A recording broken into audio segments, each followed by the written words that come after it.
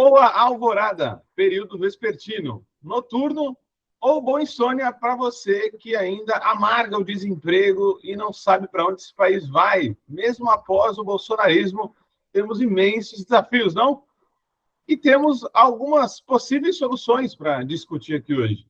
Eu sou Guilherme Prado, estou em mais um Vozes Livres, onde vamos discutir o futuro do trabalho, o sindicalismo e o que estamos aí, enquanto movimento dos trabalhadores, formulando para dar resposta à uberização, à destruição das relações sociais e trabalhistas. Vamos construir outras? Quais são as perguntas e as respostas que a gente tem dado?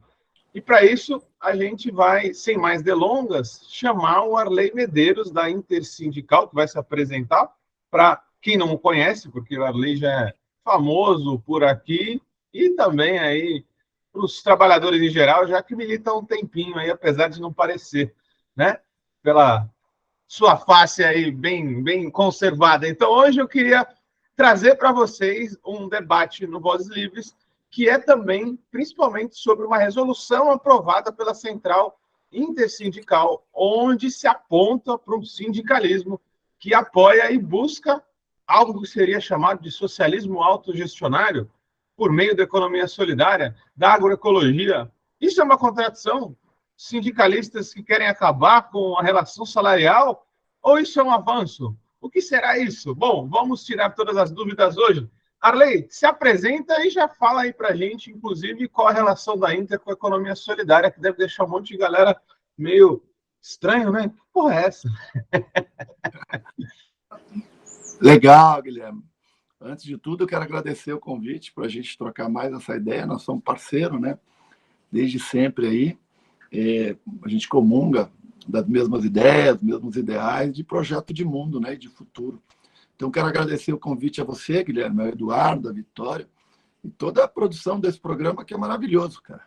Quem quiser ter conteúdo de qualidade em todos os sentidos, desde um bom café, um bom vinho, até política pesada e projeto de mundo, vocês vão ter nesses podcasts aí de forma inteligente, descontraída e criativa. Isso é o futuro, cara. Então, esse é o desafio, a gente pensar um pouco adiante, olhar longe. Então, agradeço o convite. E não tem contradição, viu, Guilherme? Eu acho que tem um pouco de heterodoxia, assim, para a gente pensar a complexidade que é esse momento histórico, né? E você falou para eu me apresentar, né? Eu me chamo Arley Medeiros, de formação eu sou bioquímico e sanitarista ambiental. Trabalho nos últimos 34 anos, né, na indústria química, parece uma contradição, né? Trabalho numa indústria, inclusive, altamente poluente, que é uma indústria de resinas sintéticas que faz resina para misturar com areia para fazer material fundido. E eu sempre trabalhei na área de meio ambiente e sempre quis me dedicar a essa área. E agora, né, quando eu completei aí 50 aninhos, eu pude me dedicar profundamente a esses trabalhos que eu brinco fora da caixa, fora do Fordismo, fora do Taylorismo. E eu tenho a sorte de estar numa federação dos químicos de São Paulo que tem esse espaço político e num sindicato muito importante, que é os Químicos Unificados, que também dá espaço político. Então, hoje, minha tarefa principal é pensar fora da caixa, fora do Fordismo, fora do Taylorismo, fora do sindicato tradicional. Por isso, a ideia da gente, junto com inúmeros parceiros, e vocês, inclusive, construir o Livres, construir projetos de agroecologia. E eu tive a sorte, ao longo da vida, de encontrar pessoas como vocês, como o Newton, como o Egeu, como pessoas que a gente leu, mas nem conviveu. E te confesso, viu, Guilherme, que eu já fui resistente a todo esse conceito de associativismo, cooperativismo, porque eu era muito ortodoxo, no sentido pleno do leninismo, do marxismo, entendeu? Eu sou dessa história, eu já fui muito estruturalista do ponto de vista do marxismo. Era a revolução proletária na veia. E aí você fala assim, pô, você envelheceu, você ficou bunda mole? Não, eu continuo com a mesma concepção, só que tem uma passagem, sabe? Eu não acredito numa revolução. Primeiro, a revolução proletária, né? Vamos discutir esse conceito de proletário no mundo atual. Aí não dá para discutir o proletário sem discutir o Fordismo, sem discutir o Taylorismo, sem discutir que o mundo mudou, que os robôs, que não tem mais grandes concentrações de trabalhadores, que não é mais produzir, produzir, produzir. Você tem um conceito muito interessante aí que não é mais isso. Então, dá para simplesmente pensar numa revolução proletária, onde talvez 60% da economia, 70% seja de serviços.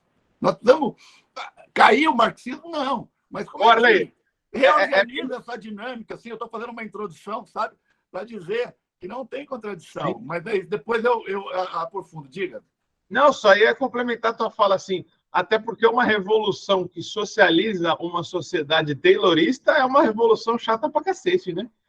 Então, cara, é isso. Você veja, na Itália se tentou, na própria Rússia, na própria Alemanha, uma série de coisas. Aí vão me acusar, vão me dar um cacete. Falar, porra, o cara virou de puta. Não, cara, é o proletário.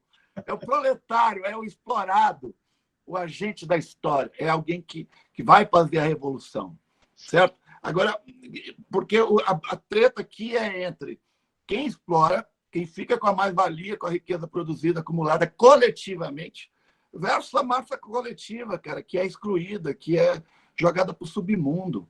E aí é importante analisar alguns números. Por que a Intersindical está pautando esses assuntos? E de forma muito atual e muito para frente. Porque Guilherme e camaradas que ouvem Vozes Livres, cara, 41% da população economicamente ativa no Brasil, que são 100 milhões de pessoas aproximadamente, eu arredondo tudo, viu? Os ortodoxos aí, acadêmicos, que tal, não adianta nem discutir comigo, que eu já ignorei isso há muito tempo, né? Quando eu fazia a graduação. Então, já faz tempo, hein? Meu R é 90-20-12, Guilherme, ó. 90 na Unicamp é o ano que você entra, né, cara? Acho que você não tinha nascido. Ninguém dessa produção tinha nascido. Eu nasci esse ano. Então, meu RH é 90-20-12. Então, o mercado informal é 41%, cara, de 100 milhões.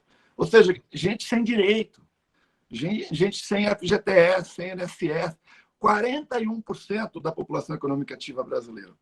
Terciarizados, precarizados, com baixos direitos, são mais 22%. E desempregados, mais 10%. Nós estamos falando de um universo de 73% da população economicamente ativa do Brasil. Essas pessoas, em tese, estão fora do mercado formal. Elas não estão representadas pelo sindicalismo tradicional. Só 27% está representada pelo sindicalismo tradicional. 11% de servidores públicos e mais 16% de trabalhadores da iniciativa privada formalizados. Então, ou seja, o movimento sindical formal representa um quarto, ou melhor, nem representa, tem a possibilidade de representar um quarto da população economicamente ativa. Então, a Intersindical teve 3 iniciativas muito interessantes. Primeiro, criar uma secretaria de trabalhadores informais. Aí você já começa a discutir 40% da população, 41%. Inclui essa galera toda. Inclui essa galera toda. 22% estão terceirizados, precarizados, mas 10% desempregados. Aí nós criamos uma Secretaria de Economia Solidária e a Agroecologia. Por que Economia Solidária e Agroecologia? Bom, a Economia Solidária, para nós, não é, na nossa concepção do Livres, e a gente dá um salto em todas as concepções do Paul Singer, combinando a economia solidária com o conceito de socialismo autogestionário e combinando com o conceito de empresas sociais, organizações sociais, associações, cooperativas que produzem tão quanto eficaz, dinâmico e ágil que uma empresa capitalista, mas com relações socialistas. Por quê? Porque a gestão é autogestionária, todos participam da gestão, a riqueza produzida é partilhada conforme o trabalho agregado, as decisões são coletivas, e mais do que isso, a gente pensa num sistema articulado em todas as cadeias, seja na logística, seja no financiamento, seja no recurso, seja na venda, seja na produção, seja nos insumos. E mais do que isso, nós queremos disputar isso no Estado, mas não só ficar pedindo para o Estado nos dar, né? Não ficar só atrelado, porque quando cai um governo como a Dilma e entra o Bolsonaro, quebra todos os projetos. Nós começamos, inclusive, nos momentos mais difíceis. O Livres e esse projeto começou quando todos estavam quebrando, a gente estava surgindo com independência e de forma autônoma, porque se não tiver recurso público, nós vamos sobreviver do mesmo jeito, nós vamos tentar fazer essa cadeia. Então, se o capitalismo consegue da gente extrair a mais-valia e colocar no mercado e vender, nós queremos trabalhar numa relação sem extração de mais-valia, distribuindo tudo coletivamente, colocando os produtos tipo, na nossa cadeia agroecológica, a preço dos convencionais, quando a gente aumentar a escala, e disputar pesadamente com esse sistema. Ou seja, a gente quer conspirar dentro do sistema, de uma forma muito atualizada, aprendendo o que acontece com o dito socialismo real, chinês, cubano, os outros, sem o peso dessa estrutura capitalista. É óbvio que tudo isso é uma... Ou seja, nós temos uma teoria muito bem articulada, que está sendo aplicada na prática e que a gente quer desenvolver. Agora, enquanto central, é levar esse debate para os sindicatos. É levar esse debate para que os sindicatos possam contribuir com isso e ver que não é uma contradição, porque hoje os sindicatos não representam 73% da população. Aí eu queria dar um pitaco, Arley, já para você poder comentar. Para alguns pode parecer uma aparente contradição. Por quê, né? Quando a gente fala de socialismo autogestionário, da própria economia solidária, a gente está falando também em diminuir o espaço do assalariamento, né? Para nós, que somos revolucionários, socialistas, não tem contradição. Por quê? A gente sabe muito bem que o assalariamento é o resultado de uma relação de produção que a gente não é dono mais dos meios de produção. Logo, a gente ganha uma parte só, que é chamada salário. O que fica em forma de lucro é a chamada mais-valia com o patrão, né? Como trazer esse debate para o sindicato e falar um pouco da importância dessa resolução, né? Que eu não entendo, ao mesmo tempo que é o futuro e é o presente também, é também o passado, né? No começo da Revolução Industrial, os dois movimentos caminhavam juntos, né? O cooperativismo, né? O movimento cartista na Inglaterra era muito rico, né? Tava lá os primeiros sindicatos e as primeiras cooperativas. Os dois se juntavam e se misturavam, né? Mas a coisa meio que bifurca. Parece que o cooperativismo ficou meio pelegão, o sindicalismo ficou muito assalarial e a coisa parece que não juntou mais. É meio que juntar essas pontas de novo também, essa premissa dessa resolução desse Congresso nesse momento histórico, Arley? Bom, esse assunto é muito complexo, Guilherme, porque entra sociologia, entra a luta de classe, entra a ocupação de território, entra o momento político, entra uma série de coisas. Mas eu vou tentar fazer um breve resumo. Assim. Primeiro, porque a gente não está inventando a roda, né? A gente está aplicando várias práticas nossas. Primeiro, Guilherme, eu avalio que tem nós não podemos comparar a virada do século XIX para o século XX, claro, com esse momento atual, 2023, certo? Aqueles grandes conglomerados produtivos, fordistas, tayloristas, com aquele puta espírito de classe, entendeu? Ele já não existe mais tão forte assim. Claro. Vamos pegar o exemplo dos químicos, tá? Os químicos é um modelo de produção eminentemente de capital. O que eu quero dizer com isso?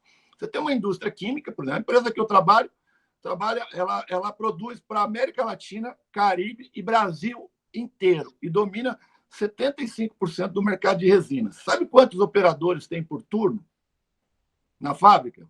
Sentado em frente a um computador e tudo é automatizado? Chuta. No turno todo. De uma empresa só? Uma empresa só. 50? 8 trabalhadores por turno. 3 operadores que ficam na sala olhando os computadores, um na caldeira, um empilhadeirista e um encarregado. E mais 2 para substituir esses 3. E é tudo automatizado, altamente capital. Esses caras ganham bem assim, relativamente, sei lá, um salário bom, que poderia ser considerado classe média no Brasil, assim, né? Então, o que começa a pensar esses operários também? Com a cabeça de classe média. Exatamente. Então, altamente especializado. Então, o mercado diminuiu muito de trabalho.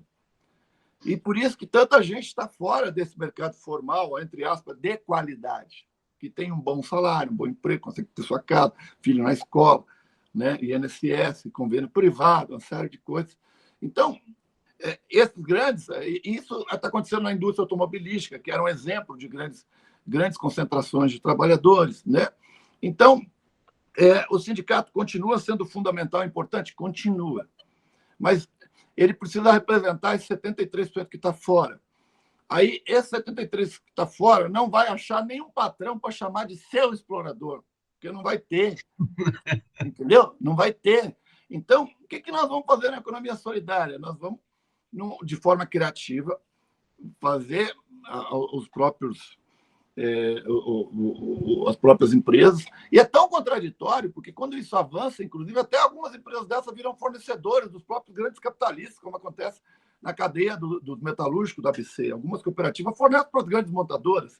Então, ou seja, nós vamos ter que, ao mesmo tempo, cara, construir as nossas relações de trabalho, às vezes com relações, inclusive, capitalistas, relacionando com esse mercado capitalista, mas dentro da gestão, dentro da produção, dentro das relações sociais de convívio, com relações socialistas autogestionárias. É um sistema híbrido combinado.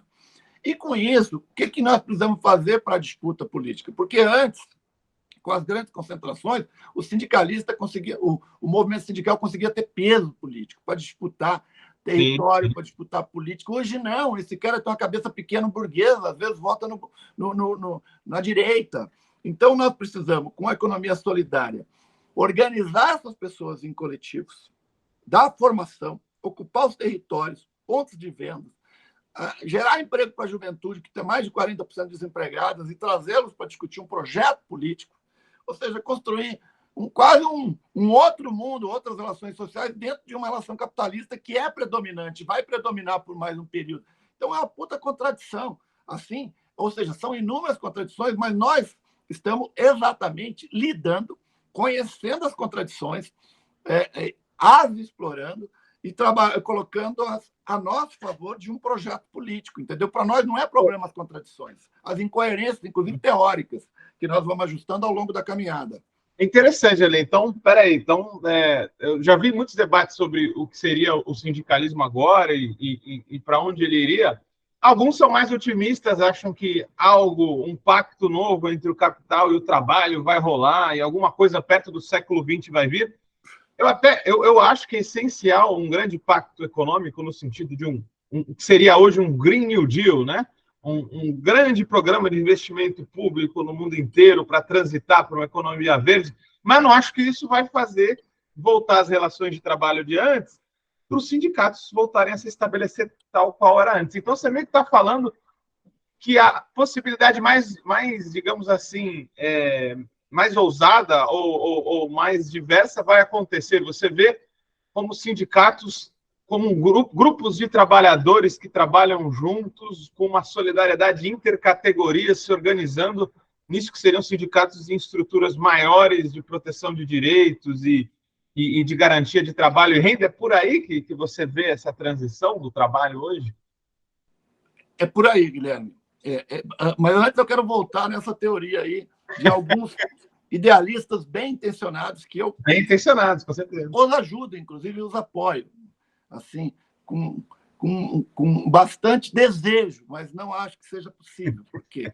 Porque o capitalismo, como dizia o velhinho barbudo querido, ele tem algumas características, que é concentração de riqueza. Um capitalista que chega na frente, consegue concentrar e acumular mais tecnologia e avanço, destrói o outro. Uma concorrência desenfreada, selvagem, que é natural do capitalismo, e um processo desarticulado, esquizofrênico. Não tem como controlar uma cadeia, elas se competem entre si. Para isso acontecer, teria que ter grandes cartéis. E nós teríamos que fazer um curso com eles, Guilherme. Grandes cartéis, nós teríamos que fazer um curso com eles intensivo de economia solidária, socialismo autogestionário, para eles virarem socialistas autogestionários, entendeu? E ouvir os trabalhadores. Isso aí com o Mercado Livre, o Walmart e Amazon não vai rolar, né? É tudo fragmentado. Porra, velho, é um monte. Olha só o modelo, esse povo, o Amazon, o cara é rico, mas olha o nível de exploração que ele estabelece para os entregadores. E é enxutíssimo, não tem estrutura a empresa. Na cadeia, não só nos integradores, as pessoas para fazer as bugigangas baratas na Ásia, na África, na China, em trabalho semi-escravo. Olha aí, a terceirização de trabalho semi-escravo no Brasil, vendendo carne de luxo para a Europa e as pessoas com semi-escravo. Então, ou seja, cara, o cara pode até ter uma fachada, como foi o caso do vinho, sabe aquela fachada do vinho bonita? Sim, Só que por trás daquilo, cara, é a coisa mais bárbara, é criança presa. Aí a gente pode voltar para o século XIX, ao mesmo tempo que tem uma intensidade de capital no capitalismo, mas na terceirização, naquilo que não é ponta deles, que é o centro, você tem um retorno ao século XVIII, XIX. Então, é o capitalismo arrumando um jeito de agregar, de recompor a sua mais-valia. Por que não acontece, não vai ter esse acordo? Assim, pode ter um grupo de capitalistas milionários, bilionários, bem intencionados, que quer, com algum espírito cristão, que quer ir para o céu, né? E aí passa isso, mas enquanto sistema, cara, isso não tem viabilidade. E, em contrapartida, o que nós propomos? Nós vamos ter que mudar profundamente o sindicato, principalmente no Brasil, porque ele é de categoria, né? Ou seja, químico, metalúrgico e tal. Ele é restritivo para quem não é dessa categoria. Ele é de base territorial, né? E ele tem unicidade. Nós estamos defendendo na Intersindical que qualquer trabalhador pode sindicalizar qualquer sindicato, que ele se sinta... Nós, dos Químicos Unificados, já somos meio assim, que ele se sinta representado. E nós temos que... O sindicato tem que articular uma cadeia, como é hoje nos Químicos. Os Químicos criou um fundo para financiar, por exemplo, a economia solidária, no ponto de vista de potencializar esses projetos agroecológicos na economia solidária, né? A gente criou a Cressol para ajudar esses projetos. A gente tem estimulado festivais, a gente tem estimulado pontos de venda, a gente aceita terceirizados, a gente aceita não químicos como sindicatos. Só que hoje isso é uma coisa que está em movimento. A predominância ainda é do sindicalismo antigo. Nós vamos ter que colocar essa nova realidade de 73% para dentro, isso tendo uma mudança gradativa nas consciências sindicais. E eles já enxergaram isso, né? O próprio movimento sindical de esquerda está vendo que não adianta ter dinheiro para comprar cabo eleitoral na época de eleições. É melhor você ocupar os territórios com economia solidária, com produção e tal, 365 dias por ano e fazer formação política e consciência política. Dá muito mais resultado do que isso se a gente quer fazer a grande disputa política. Então, é um projeto não só de organização sindical, mas disputa de hegemonia. É interessante, Arley. A gente está da metade agora para o último bloco, mas eu ainda queria abordar algumas polêmicas, né, nesse sentido. Você fala, né, desse grande debate que é o que seria o futuro do trabalho, e como algumas pessoas acho que ainda estão com uma fé um pouco cega, né, num possível pacto aí, que eu acho que não vai acontecer também. Ainda assim, passa ano, sai ano, entra disputas eleitorais, não só no Brasil, mas como no mundo, e aí a gente vê nomenclaturas muito específicas, né, nos debates públicos, e elas sempre giram perto da ideia de mais emprego e salário. Existe um certo tipo de trava cognitiva aí no nosso campo, que não consegue ver isso ainda, para a gente conseguir também falar de trabalho e renda enquanto associativismo e cooperativismo? De onde que vem essa fé ainda de que é possível dar esse patrão para cada um salário para cada um, que acaba não nos podendo debruçar para essas outras formas de relação de trabalho que são necessárias e que essas proposições acabam se repetindo, né? Agora a gente está com um governo que a gente conseguiu eleger e estamos na base para aprovar tudo que vem de bom dele, mas parece que ainda não se virou as luzes para essa nova chave aí de relação. O que você acha disso tudo aí? Qual que é a trava cognitiva do rolê aí?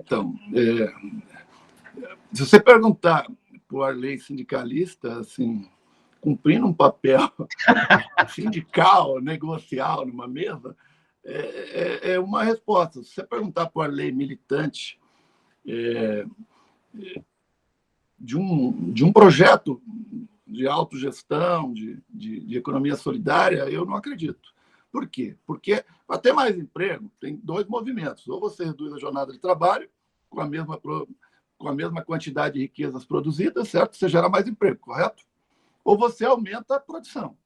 Se aumentar a produção, você tem que aumentar a renda, né?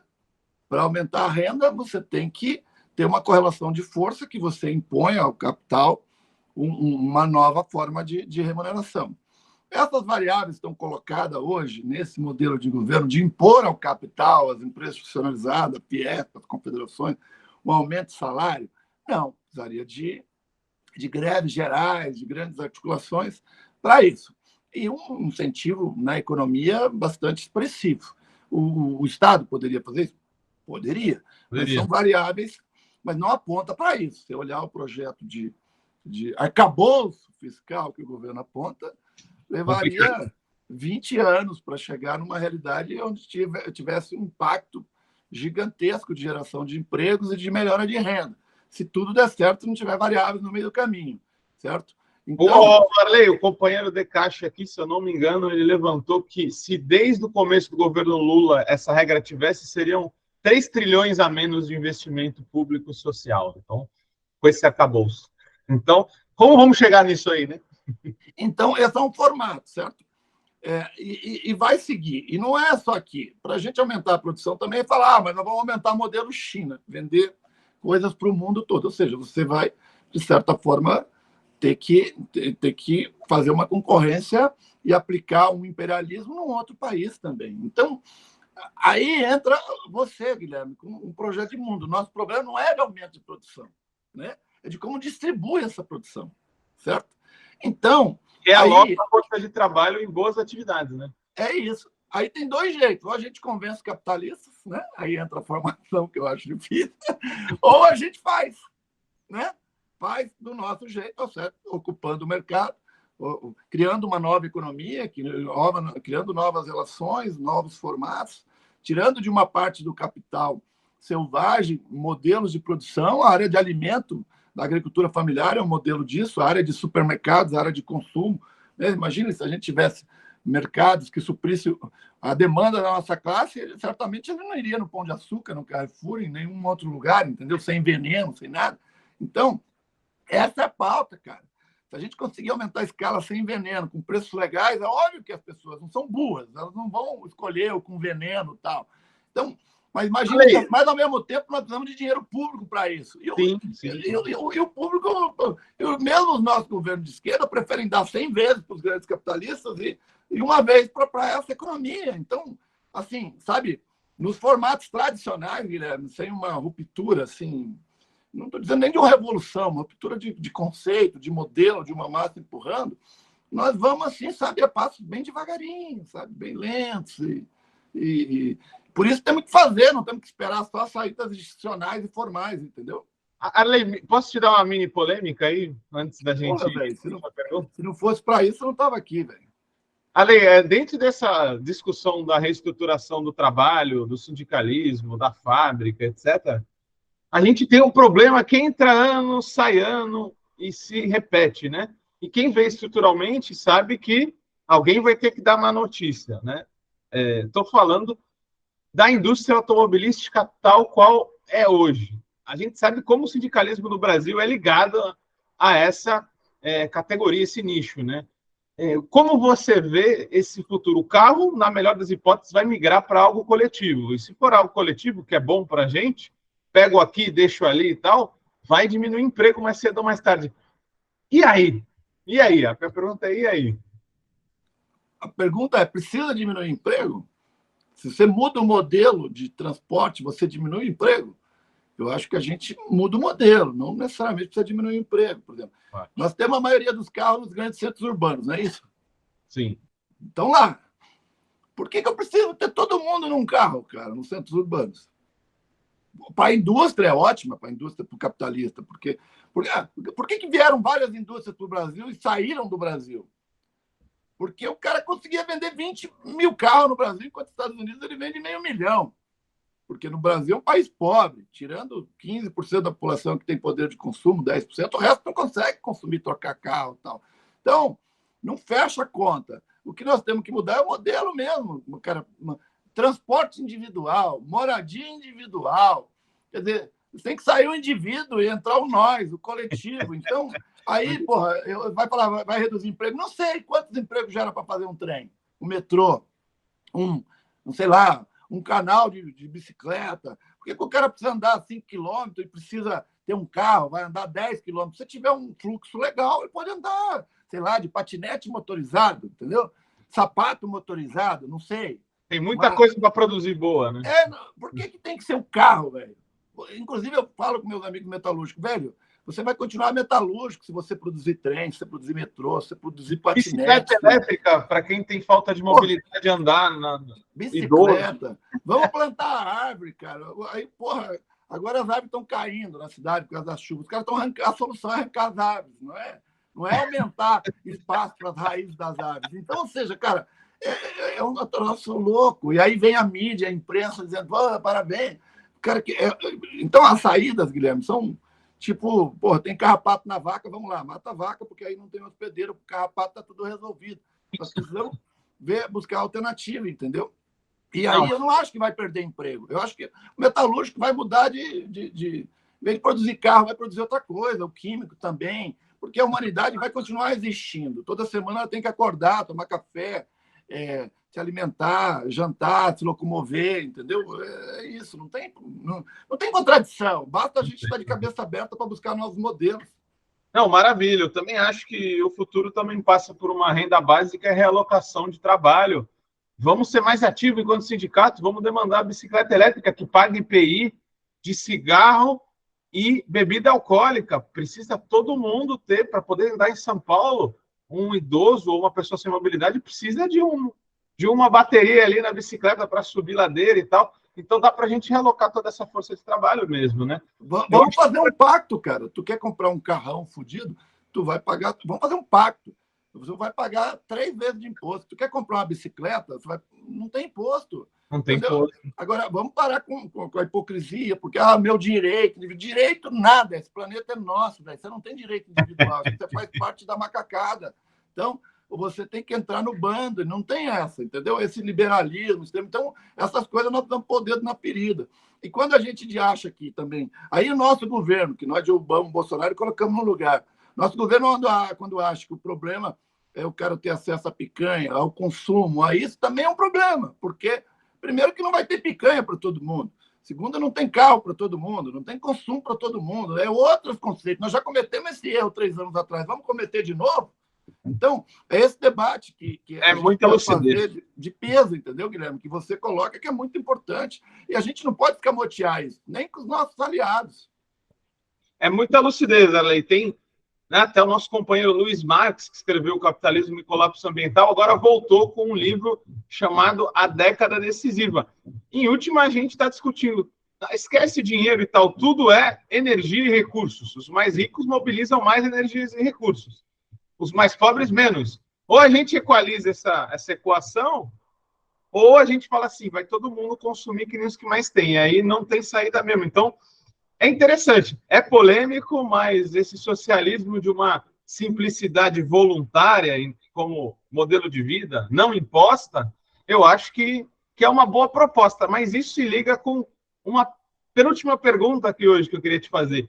Essa ideia, né, de uma sociedade mais leve, de redistribuição, que defina seus limites democraticamente, eu acho interessante, mas ela esbarra num conceito muito central do que foi para a esquerda no século XX, né? Provavelmente, se a ênfase ainda for nessa ideia de desenvolvimento das forças produtivas e não na solidariedade, a gente tem um problemão, né, Arley? Porque se não for a chave principal, a solidariedade entre trabalhadores, até entre seres humanos e não humanos, a gente tem um grande problema. Como a gente vai falar para o dinamarquês deixar de explorar o mundo, ou o americano, para que a gente tenha uma boa vida também? Porque eles vão precisar reduzir o consumo exagerado deles para que a gente suba ao nosso mínimo. Como é que equaliza isso? Você não acha que a solidariedade, de fato, é a grande chave para o sindicalismo, para o trabalho? Porque senão não tem como comover o primeiro mundo também não, né? É isso, Guilherme. Esse é o central. Acho que nós temos que tirar algumas palavras assim do nosso dicionário, sabe? Competitividade. E reescrever a solidariedade.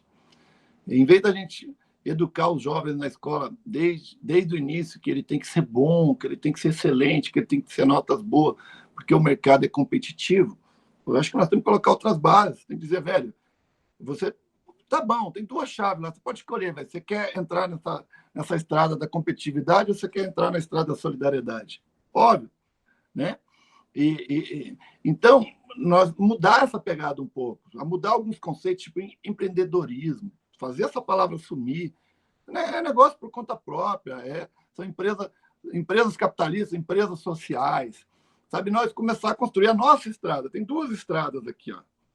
Sabe? E essa estrada aqui tem que ficar mais agradável do que essa aqui, para um montão de gente, para a nossa classe.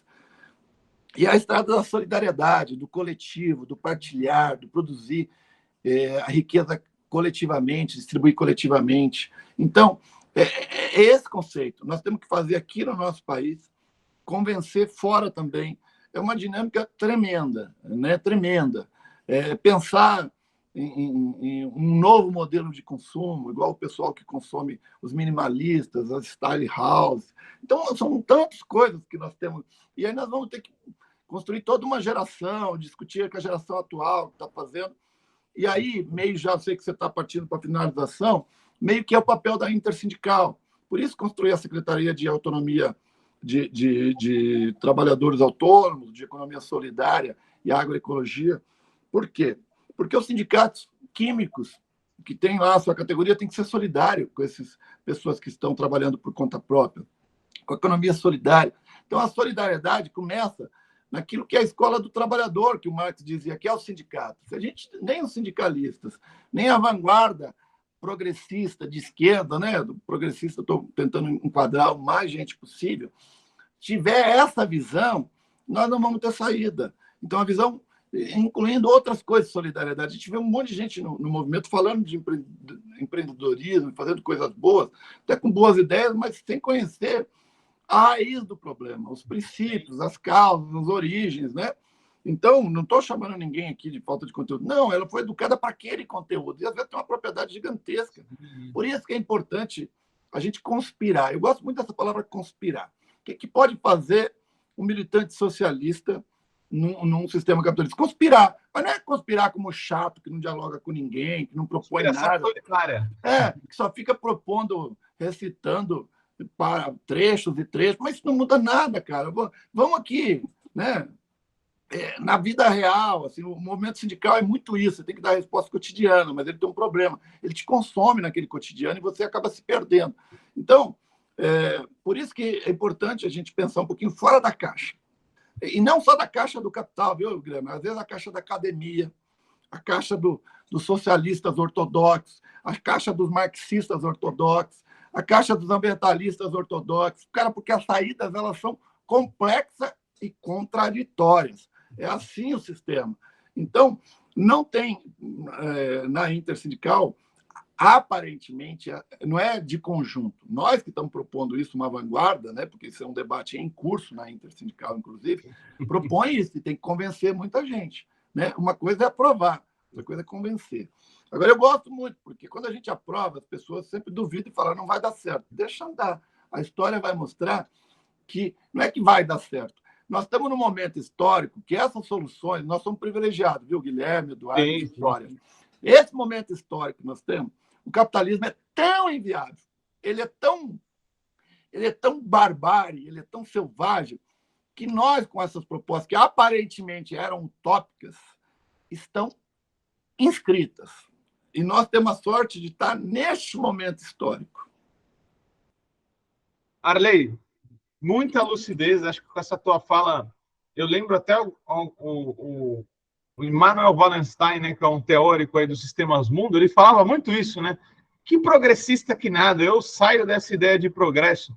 O capitalismo é o sistema que mais desperdiça em toda a história humana. Desenvolver tecnologia, a que custo? A gente produz 9 bilhões de grãos, de toneladas de grãos, 1.000 grãos por cabeça por habitante e 900 milhões de pessoas estão com fome. A gente produz comida para caramba, mas 1/4 das terras estão menos produtivas. A gente tem uma série de números para ver como que o capitalismo é totalmente, na verdade, ineficiente. E ele produziu muito pouco a custo da destruição que ele causou. Então, isso já é uma sobriedade muito grande. Fico muito feliz de militar com alguém como você, que toda hora que eu te vejo eu falo, pô, ou o Arley foi abduzido ou a gente está lendo a mesma coisa, porque estamos sempre num caminho parecido. Aí eu queria mesmo falar o que para a gente terminar hoje, o que significa essa resolução, quais são os próximos passos da Inter, vocês vão abrir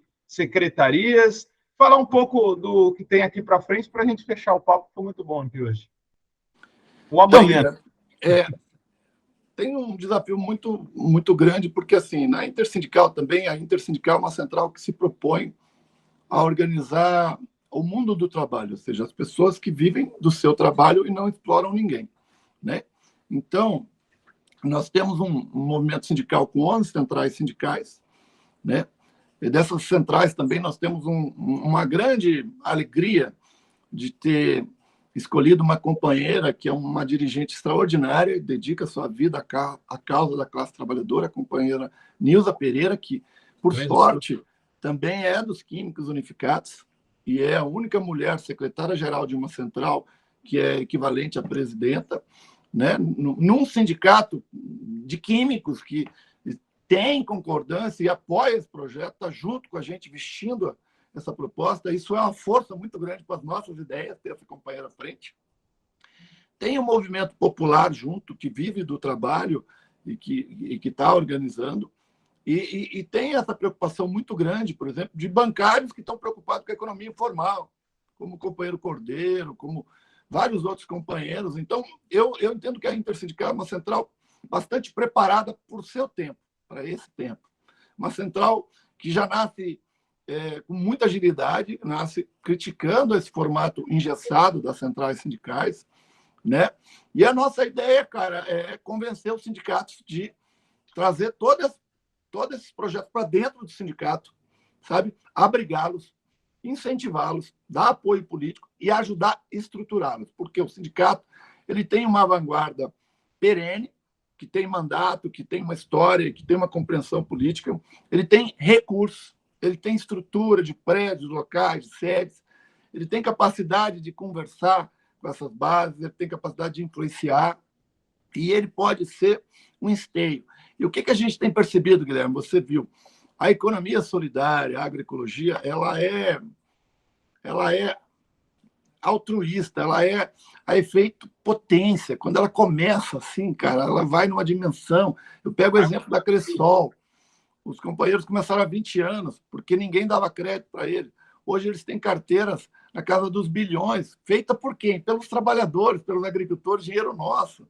Então, sabe, não tem lugar pobre, não tem lugar sem recurso, não tem gente sem nada. O recurso existe, só que está na mão do capital, girando um ciclo deles. Temos que colocar essas coisas para girar nos nossos ciclos, nas nossas redes. Então, é esse debate que a gente quer fazer, não só dentro da central, mas também ajudar o conjunto da sociedade. Quando a gente pega o movimento sindical pautado com isso, a gente tem aliados do Livres, aliados do MST, aliados dos armazéns, aliados dos agricultores. A gente traz esse povo para dentro, sabe? Estabelece uma interlocução. Acho que isso é a grande qualidade dessas resoluções. Maravilha, Arley. A gente fica muito feliz e aí dá os parabéns por acertar, né, a leitura do momento histórico, aprovando uma resolução e tendo um congresso aí tão necessário, discutindo as coisas imediatas para a nossa população. Entrevista boa sempre estoura o tempo, então a gente agradece aí por mais essa participação e vamos continuar te chamando para pensar, organizar, bagunçando aí o pensamento da moçada de esquerda aí, Arley. Muito obrigado por mais essa. Valeu, obrigado. Guilherme, Eduardo, Vitória e toda a equipe. Salve, galera. Até a próxima. Vozes Livres. Como todo trabalho independente, esse podcast pode estar por um Trix, um Pix, ou melhor, um Tris, sem o apoio solidário de seus ouvintes. Portanto, se você já se divertiu conosco, se enriqueceu, se informou, ou se fomos apenas um passatempo para você, nos ajude para que continuemos existindo. Sem financiamento, sem independência. Portanto, ajude o Vozes Livres se tiver consciência. Isso pode ser feito pelo nosso apoia-se/podcast Vozes Livres ou pelo Pix, pelo e-mail podcastvozeslivres@gmail.com, escrevendo no assunto a palavra Vozes. Nos acompanhe nas redes sociais, @Livrescop e @Livres Produtos do Bem. O Vozes Livres é um podcast realizado pela Rede Livres e financiado pelo Sindicato dos Químicos Unificados de Campinas e Região e pela Federação dos Trabalhadores do Ramo Químico do Estado de São Paulo. Produzido coletivamente por Guilherme Prado, Vitória Felipe e pelo coletivo Orvalho Filmes, composto por Eduardo Ferreira, Gaspar Lourenço e Guilherme Bonfim.